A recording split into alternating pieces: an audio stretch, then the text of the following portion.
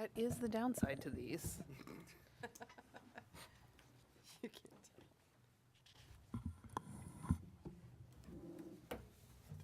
Morning. Morning. Good morning.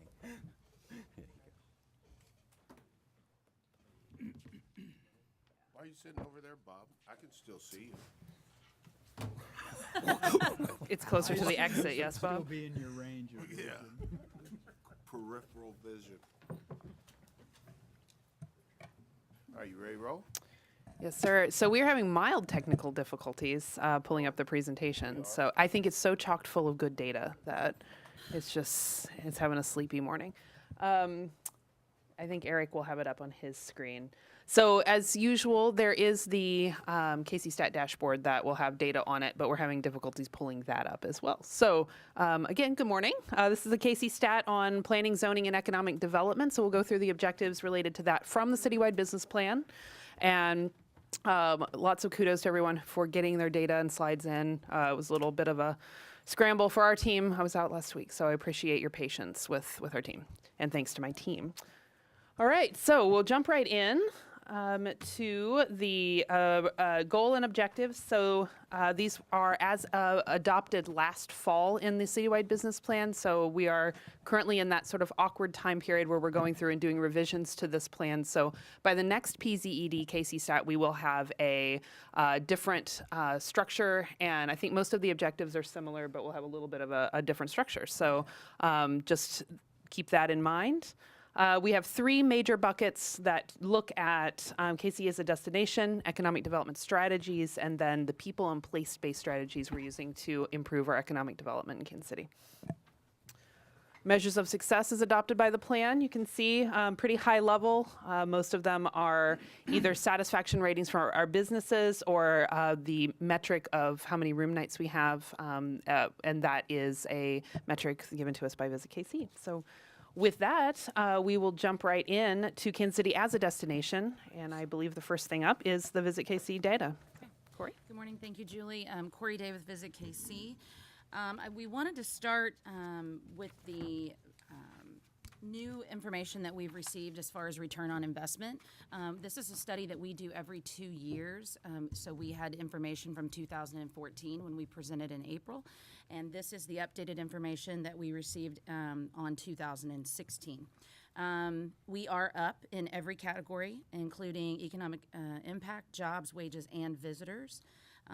And one of the things that's important to mention is that because of all of the increase that we are seeing and because of tourism in Kansas City, there's revenue that is collected from other entities, which means that it doesn't have to be, not as much of it has to be collected by the local taxpayers. So Visit KC and the tourism industry in Kansas City is actually saving taxpayers approximately $525 per year. Can I get my check now? I'll let Ronnie know to get that submitted.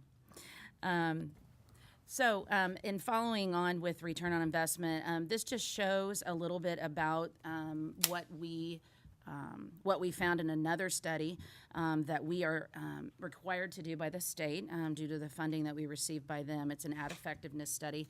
And the one piece that is the most important to point out is that the return on investment when this study was done is $93 for every dollar invested. That is up from $81, and it is the highest return on investment that Kansas City has ever seen. So we're very, very excited with the momentum that we're seeing in our marketing efforts. What does $654 million get you in terms of marketing? 60, Thousand, yeah. sorry. I was like, wow, we could Yeah, use it. yeah. We could market, I'm telling you. Well, we can all do that for that. That is over a number of different mediums, broadcast, print, digital, even on some on our social. So that's what the entire buying package was through August 15th of 2016. And of course, we report on a fiscal year. But that is just the media buy that includes the match from the state of Missouri that we receive. Okay. What has the state done recently with their matches? Well, and yeah, I'm definitely going to talk about that later on in the presentation. But as I'm sure that you've heard, the Division of Tourism has taken a huge hit to their budget. It was cut in half, which is about a $10 million reduction in their budget. So it leaves, clearly, it leaves about $10 million left. So that, of course, rolls downhill. And Visit KC had our match cut drastically, about $200,000. That will be $131,000 that we will see between July and December of this year.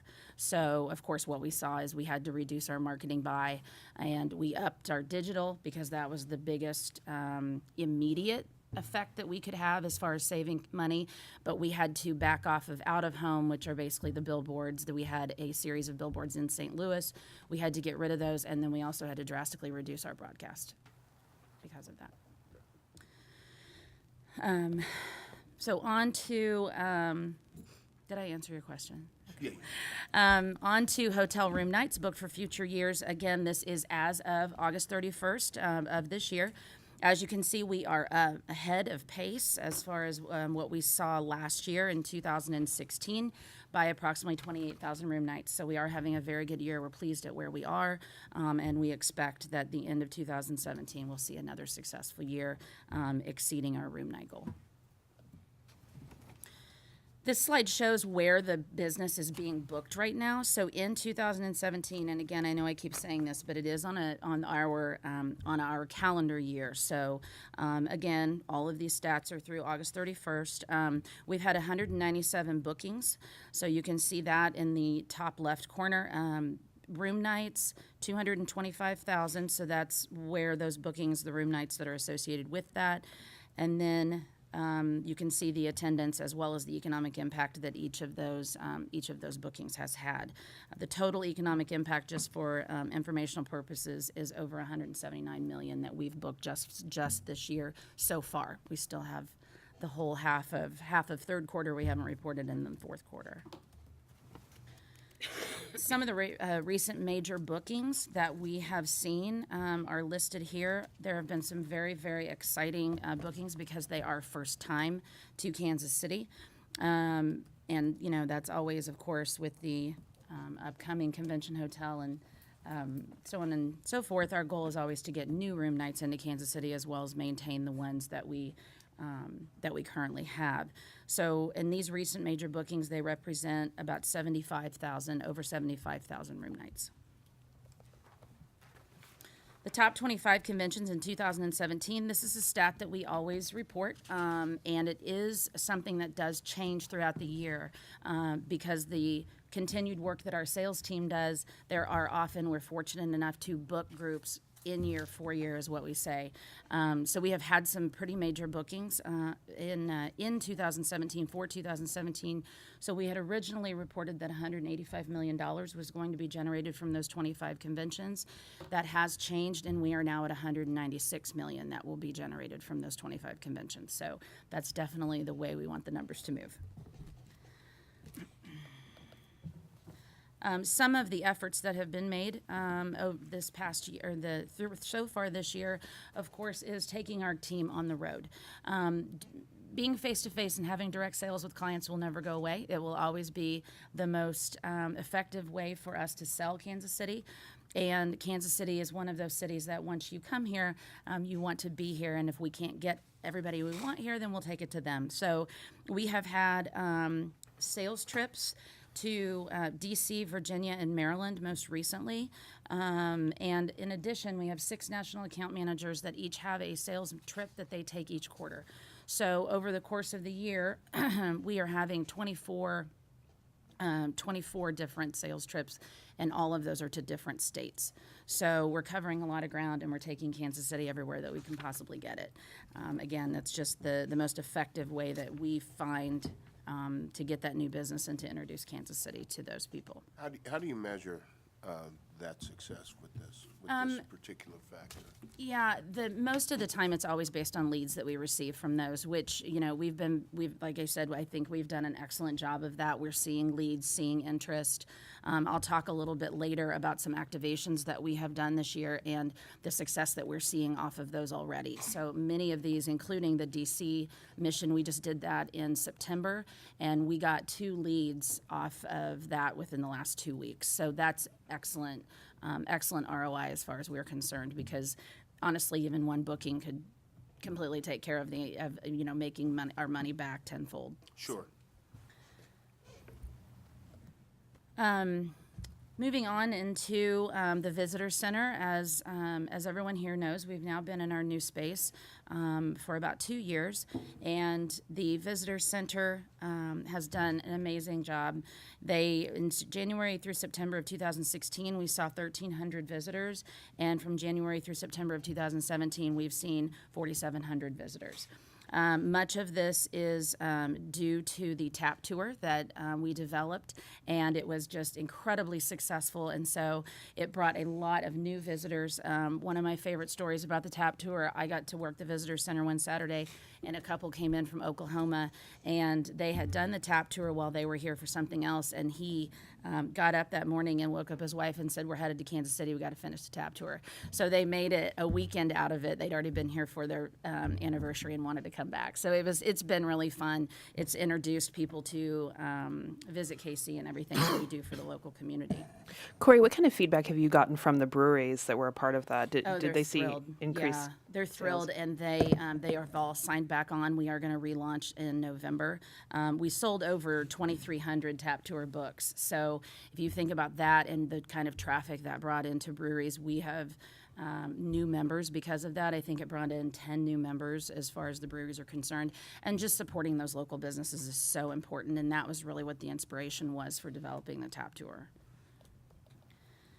Do you drink on the tour? I didn't actually get to participate in the tour. Sound like much fun. Yes, sir. You know, with a bunch of semi-drunk people not drinking. Somehow it takes all the fun out of drinking, doesn't it? Yeah. So one of the new developments that we have seen at Visit KC is the Visitor Influencer Program. We had a program that was the CTA program, which was Certified Tourism Ambassador, and it was a great program and it was effective. But we felt like Kansas City was changing so fast, and we wanted to have something where we were making our citizens ambassadors for our city as well. So the Visitor Influencer Program was created earlier this year. Our first class was the inaugural class, as you can see, included 22 Kansas City police officers, and it was a great class. They had a great time. It was during National Police Appreciation Week, so it included every range of officer that is in the department, and every one of these trainings has a certain field trip, and the one that the police officers went on was the Kansas City Gangster Tour. So we got a lot of good feedback, which seemed appropriate. So anyway, it's been very exciting. We've held 6 classes with a range of folks from all over Kansas City that just want to be better at their job, be better at representing Kansas City.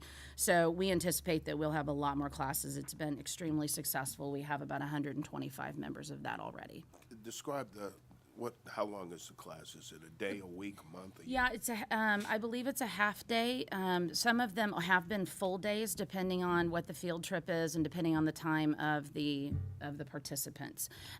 So Ashley Patton is our community development manager. She's done an amazing job with taking this over, and so it really just depends on catering to the person but I believe the full program is a full day because there is a field trip in the middle, and it's basically just a range of Kansas City history, Kansas City information, things that people frequently ask questions that we have been able to cultivate from working with our visitors, things from the visitor center, that kind of thing. And it's amazing, and I know we always say this, how much you miss even in your own community.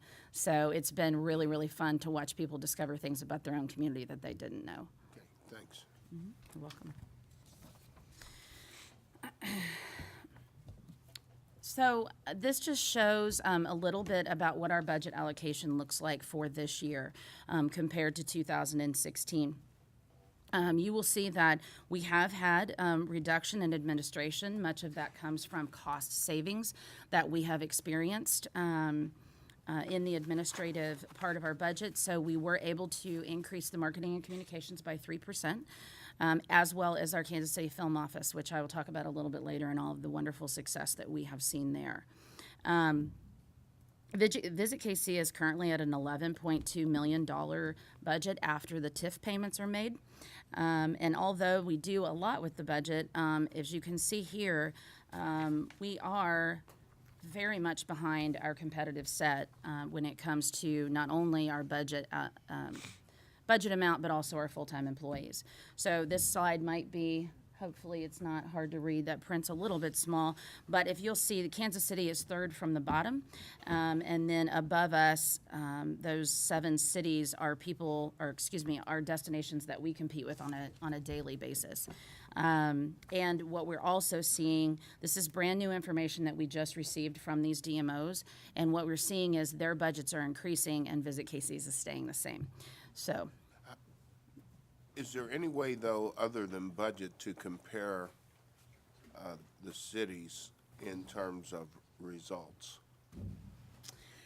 I'm sure that there is. I don't have that information here, but I'm happy to get it. You mean as far as results, as far as bookings and things like Well, that? you know, I get the budget. I mean, that's pretty straightforward. Sure. But the real question is, what's the budget producing? Right. And, you know, so I would expect Nashville to have a big budget, considering Nashville's has a very big music tourism Exactly. type deal going on.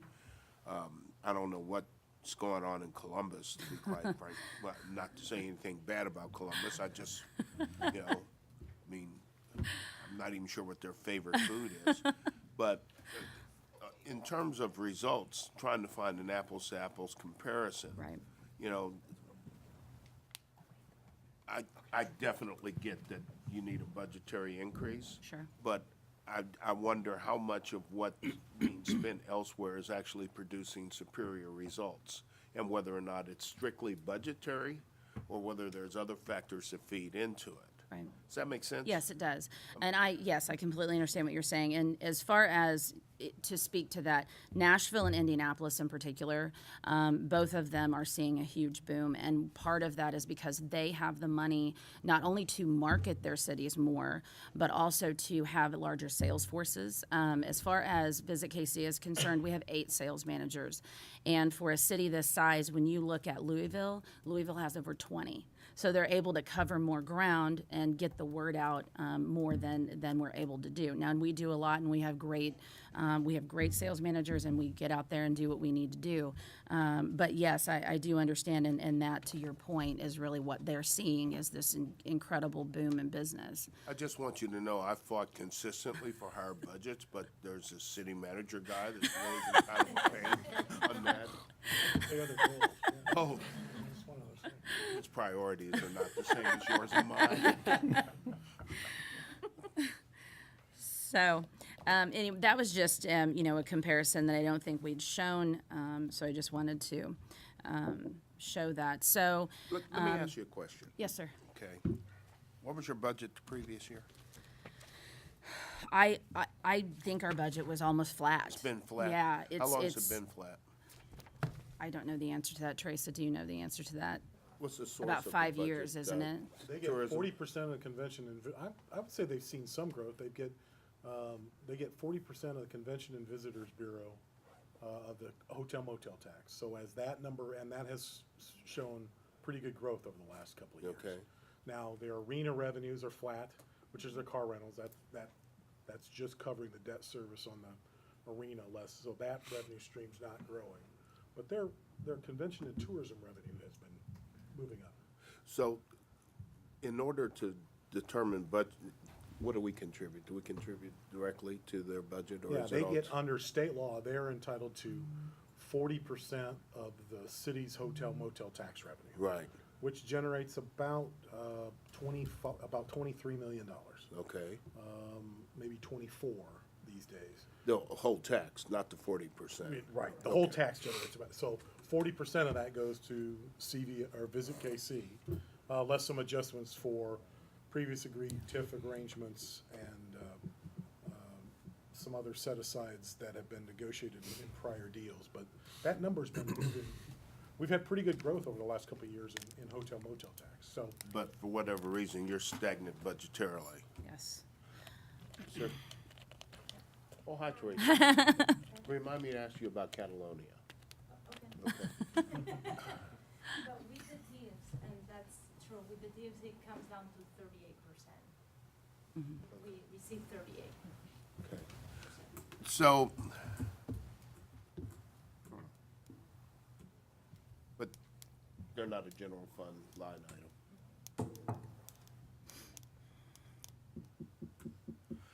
item. On a tourism dollar, what percentage of a tourism dollar finds its way back into city revenue? Do you know? Oh, what was that earlier statistic? I think that's an interesting, your earlier, it shows for, It brings $93 in to Kansas City for every dollar we spend in marketing.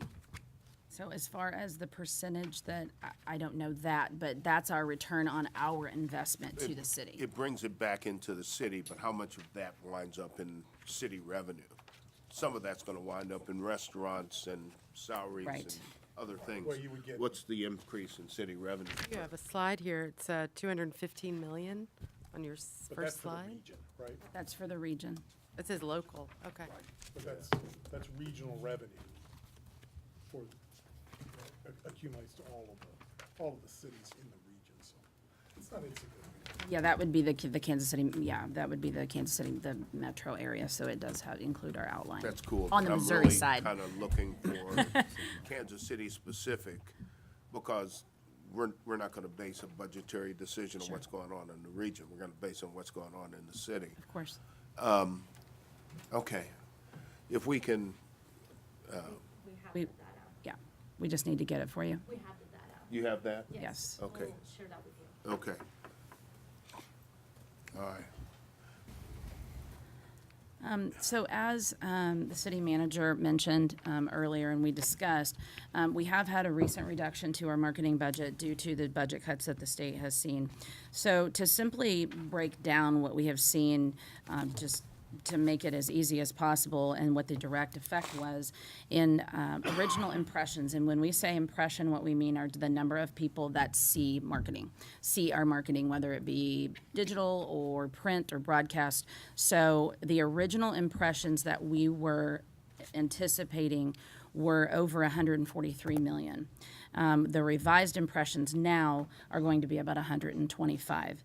So what this means is there's an impression variance of over 18 million. So that's 18 million people that will not be seeing the marketing, that could be potential visitors, that will not come and spend money in Kansas City, so on and so forth. So that's the easiest way that we have to show the effect of what we're going to see in 2017.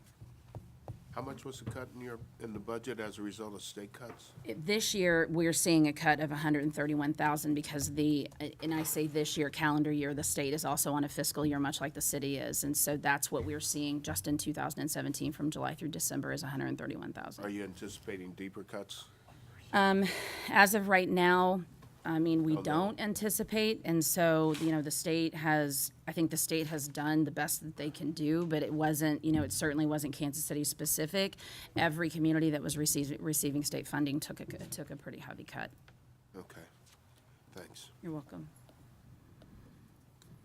So, as we've been saying, we're on a huge, with the increased ROI and the momentum that we're seeing, this comes at a really, really bad time for us. However, we're going to do what we have to do, and we will continue to make the momentum move forward. One of the things that we also notice, or that we know because of our smaller marketing budget than we have in our competitive set, is our inability to really advertise in some of our biggest feeder markets, in particular New York and Chicago. It's incredibly expensive to advertise in either one of those markets, and it literally would take our entire marketing budget to do an advertising campaign that would be effective. So the approach that we have taken with that is more of a guerrilla marketing, is what we refer to it, meaning that, again, we take Kansas City to those cities in a very, very big way. And we're able to do that because of some really wonderful private partnerships that we have built in the city, and people that believe in what we do, know that tourism is important. And so I'm going to show you just a couple things that have happened this year. In June, we made a trek, if you will, to New York. This is an annual event. We were able to partner with the Kansas City Area Development Council, as well as the Kansas City Aviation Department. We hosted 68 media and 10 of our meeting planners. One of the things that we have seen direct effect from this is not only from this year, but also last year, Kansas City has had articles in Forbes magazine as well as the Wall Street Journal. Those are both directly affected because they were at the national media mission that we hosted. In addition to that, we now had the Girl Scouts of America agree to come and do a site visit. They have been here before for their triennial convention, and that would be over 12,000 room nights to Kansas City. But they were very impressed by what they saw. We had local performers, including Herman Mahari and Julia Hale. They both were amazing, and they got to take our rich heritage of jazz to these folks in New York, not to mention 3 very talented local chefs that came with us. The next event that we did was the Chicago Activation. Much like New York, we took Kansas City to them, but did it in a bit of a different way. It was a 2-day event. The first day, we were actually on the streets of Chicago. We partnered with our friends at Chateau and handed out ice cream sandwiches to the Chicagoans, and on those were invitations to day 2, the speakeasy that was created in downtown Chicago. So you'll see there that they were wrapped, and then when those unwrapped, there was a password and the inside that got those people into the event the next night. So it was very, very well received. It was a lot of fun. And the reason that that's important is because what we're seeing and why Chicago is so important is we're seeing an increase in the interest from leisure visitors, not to mention that it is the largest short flight market for KCI. So in supporting that, as well as, going after that leisure visitor, getting them into Kansas City so that they can, as the mayor always says, come in and spend all their money here. So that's what we want them to do. So in day 2, we did, as I said, create a speakeasy. We, again, were very, very fortunate to take some of our partners with us. We took 2 very talented Kansas City musicians, again, took chefs. We partnered with some distilleries here in Kansas City, again, to get the word out about our local business, the makers movement, and what they would find when they come to Kansas City. So it's just about coming up with different ways to take Kansas City to them in an effective way, but one that doesn't take out of our marketing budget because it's simply not there. So in speaking about that, another interesting and effective way that we have seen getting Kansas City out in front of people is, of course, the incredible success that we have seen with the Kansas City Film Office. As you can see from from this data on the screen, I won't read the whole slide to you, but we have had incredible success. And when we look at these stats, I think it's really important to note that with the exception of an intern that we had for 3 months, Steph Scupham has done all of this single-handedly, and she is just an amazing asset, not only to Visit KC, but Kansas City as a whole. She's a wonderful ambassador, and she gets up every day and does exactly what needs to be done in order to get Kansas City out there. So, and much thanks to the city for their support in that, because without that, I don't believe that we could have been as successful. So, we are very appreciative of the support that we have seen there. And that photo is you after you had just completed the ninja course, correct? In a suit. Didn't even sweat. Beautiful. Didn't loosen the bow tie. That's nothing. right. That's that Went straight through it. Water thing was a little tricky, but, managed to avoid that. I'm afraid of water, so I definitely wasn't going to fall in there. In the training, I just want to thank all my fans. That's right. You started this. No, I didn't. It was impressive. We do have It was. footage of that, so we will, Oh, yeah. we'll bring that next time there. When I do a cannonball, all the water leaves. So, and this just shows by the dollar amount, the direct economic impact that film has had on Kansas City, which of course, the goal of Visit KC every day is to get as much economic impact as we can into the city. So, that's it.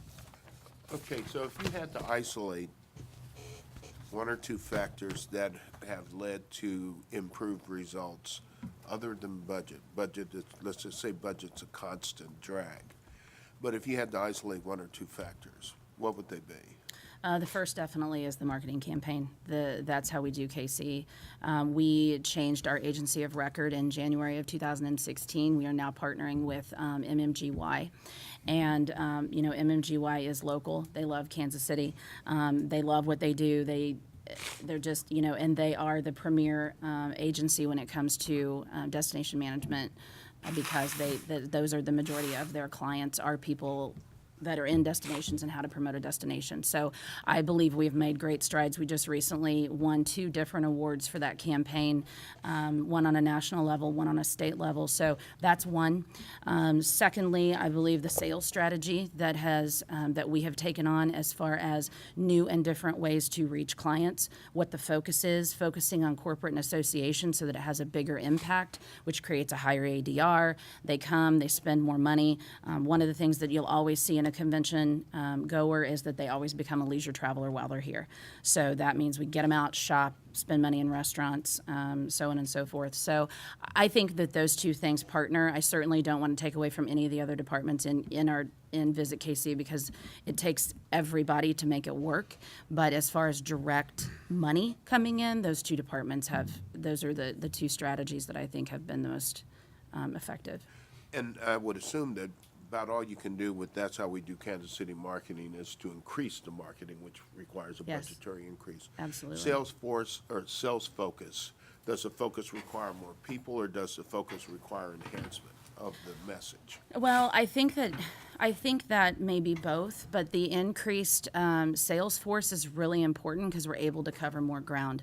Our national account managers only separate the United States into 5 different regions, which means those are large regions, and so they have to cover a lot of ground, make sure they're reaching the meeting planners in all of those states. And when you have areas like DC that you're trying to cover, I mean, if you started at A and worked through Z, it'd be years later, and you'd have to just start all over again. I mean, it's so saturated, which is why we do have a DC office now, but it's actually separated between two of our sales managers. So that representative has half of DC and then the rest of the East Coast, with the exception of Maryland. So it's a lot of ground to cover, and if we had more people, we could cover more ground. I wouldn't discount the fact, too, that the investments we're seeing downtown in terms of additional hotel rooms will pay dividends. There's a couple of issues that I think have been moving in the right direction. I think we just now got our average daily rate in Kansas City, Missouri, up to about $106 Yes. a day, which, when you think about it, is the rate that the federal government reimburses for. So our market has been depressed from a rate structure for a long time. Yes. And it is moving now, it's accelerating as you see better hotels come online Yeah. and some improvements in the hotel stock. And that's why I think the convention center hotel, when it's built, will help push the market up. And 7.5% of a $100 room is, or 7.5% of a $150 room. We've got a tax structure that allows us to grow. We've got to get more rooms in the city, and we've got to get the rate up. Yeah. Yeah, I'm just concerned about what I would perceive as just the first of many cuts to things that matter by the state government. Yeah. I would be surprised if this is the only cut they ever make to tourism in the next 2 or 3 years. So I'm concerned about the budgetary impact of that and the ability or inability to make up that difference and add to the budget. And I'm going to assume that the only source outside of the tax revenue that you receive from tourism would be general fund revenue.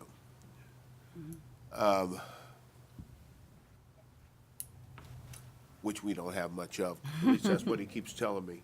I noticed, though, he's dressing a little better now. Got his hair cut. Look at him. 10-cent pen. Well, you have to have a 10-cent pen. You chew them all up. Nobody's going to give you $100 to chew up. Teresa, and I don't want to get too far out on a limb here, but I would be interested in seeing something from you guys on a budget increase out of general revenue, just for talking purposes. I don't want to give you any hope whatsoever that you'll get it. But I would like to see it if you guys can put something together as we're going through budget cycle. And what I really need is justification, okay?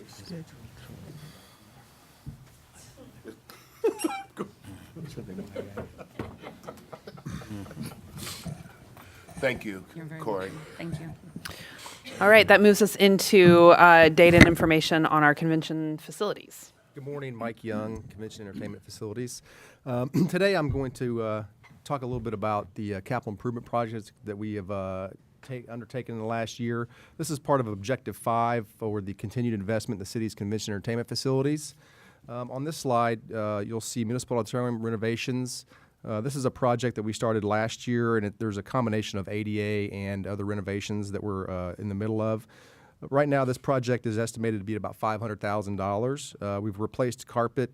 We're replacing lockers this week and repainting all the locker rooms in the arena. We're going to host over 20 basketball games this year between UMKC and the National Premier Basketball League that's coming in that's new. And then we have the NAIA and the MIAA tournaments, which host over 30 games between those two tournaments. So we're going to see a lot of basketball action this year. So please come down to the arena and enjoy the hot dogs and the sodas and the beers during basketball. We are purchasing a new basketball court. Our original court was from 2006.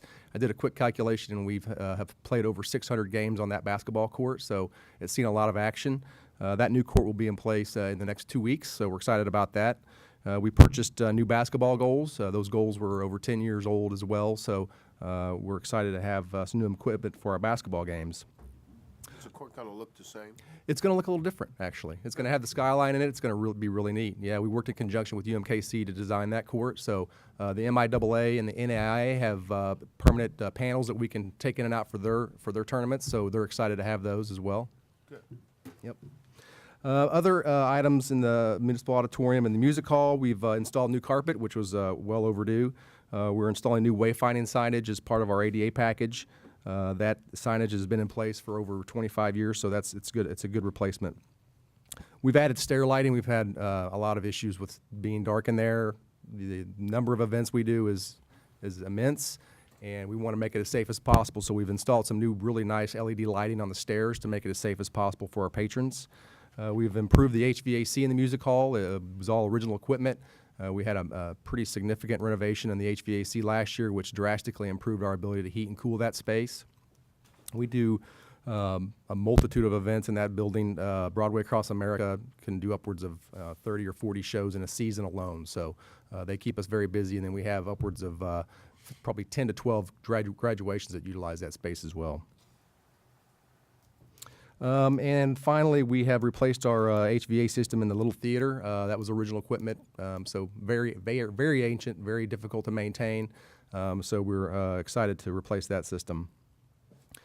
Another item that we had on our list that we have been targeting for many years is our portable telescopic seating risers. And that may not sound exciting and glamorous, but we can seat over 2,000 people on those risers. I would say we use them probably 40 times a year.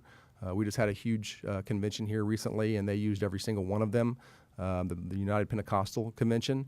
We're replacing these risers. They are from 1974. They're original to the building, so they're as old as I am, which is getting up there in age a little bit. But those are going to be gone. We're going to surplus those, so if anybody would like to have a seating riser, you're welcome to come pick it up, but you got to have a truck.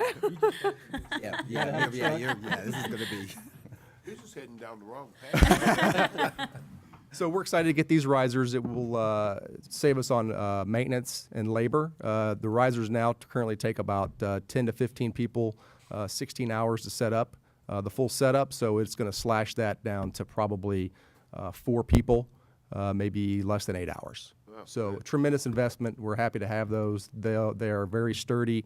They're costly. They're $1.1 million, but they're going to last us another 30 or 35 years. So we're excited to get those. And those will be here in November. So. Our digital marquee installation is underway right now. You may notice under 13th Street, or above 13th Street, I should say. We have that digital board going in right now. The construction on it is completed. We're transitioning into Cerner right now, so we're going to take a 2-week break on that, and that will be installed in probably the early part of November, maybe late October. It's a 54-foot wide by 9-foot tall board, digital board. It's a high-definition board, so we'll be able to put up event announcements. We'll be able to welcome our great clients like Cerner to Kansas City with all the folks that they're bringing in locally, nationally, and internationally. So we're excited to have that replacement as well. One big topic and concern for our customers, which we have discussed with them, is replacing our security system. As we all know, in today's age, security is foremost in everyone's mind when they're doing an event or just when they're out and about. So we're going to be replacing over 300 cameras in the facilities. This is a big project. It's going to take several months. Most of the equipment is kind of ranges in age from 1-year-old to 15-year-old cameras. So this is going to be a huge improvement for us. All HD. As soon as you walk in the building, we'll be able to track you anywhere you go inside that facility, whether it be front of house, back of house. We're going to be able to watch people wherever they're at. So if anybody's acting in an odd manner, our security team who monitors that 24 hours a day, 7 days a week, will be able to inform our local law enforcement, have them come out and deal with any people that act out of line or in a criminal way. So that project will be, I think, done by about spring is what we're shooting for. What are So you gonna do with the old cameras? they are going to be surplused. Does that mean sold? Yes, through the city's surplus through the procurement process. Yeah. Mhm. Do they have any non-commercial uses? Are they like, can they be used for home work? It's possible. It's possible. Yeah, definitely. You ever sell them? We sell them. Oh, sometimes you will get security companies that will buy them Yeah. for pennies on the dollar and then retrofit them. Cool. Could And they then be again, redistributed within city resources as well? Well, and if there are Yeah. any that's any good, we'll take them before the process. If Sure. there's PD will take them, or security will take them, so depending on the condition of them. But, yeah. Yeah, and they really range in age. They're kind of all over the place in age. So. Okay. Yeah. Future projects, we're working right now on budgeting for carpet replacement throughout the convention center, the meeting rooms, and the grand ballroom. The current carpet is approaching 9 years old, so that's a priority for us. Other improvements, Hold off on that, right, until we. it's gonna be at least another year and a half, probably. Yeah, we don't have the funding currently, so yeah. Oh, For the conference center. oh, matching carpet.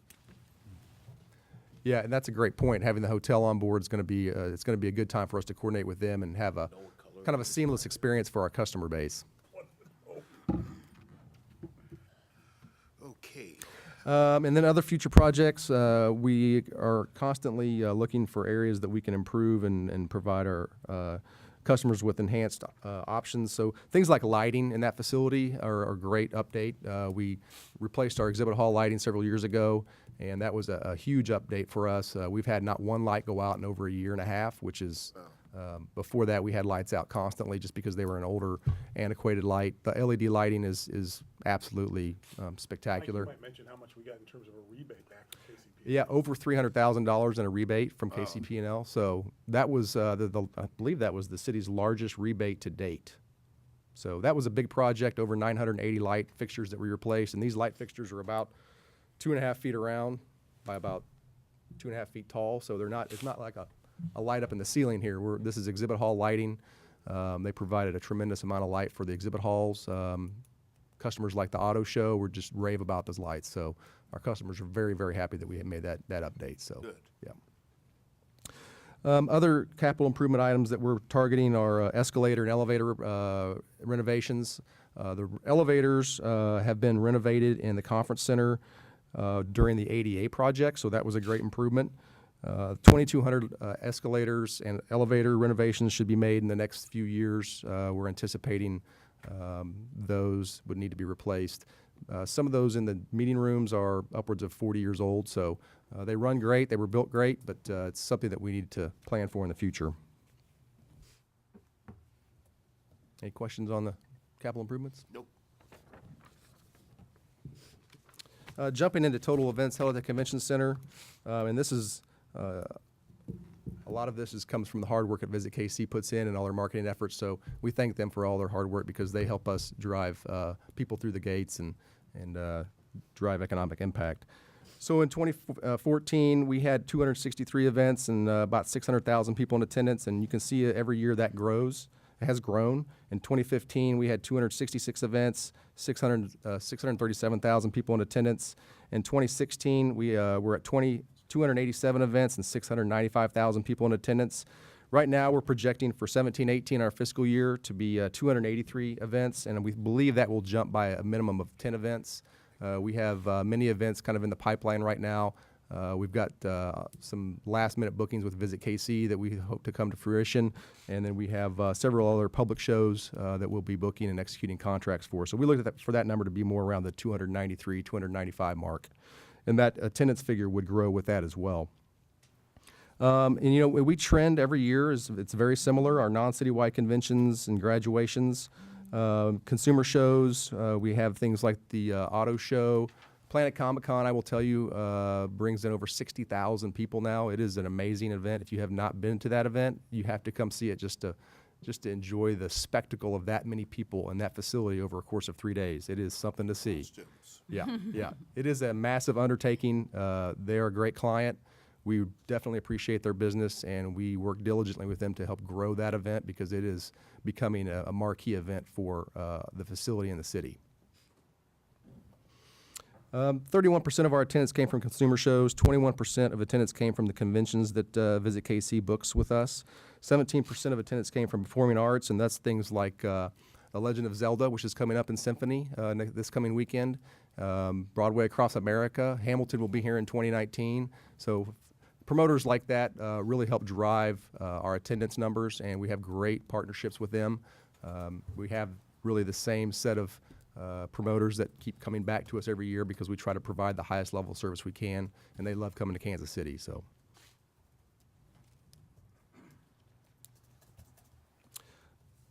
part of our objective also is to provide the highest level of customer service we can, and that really goes back to bringing that customer back.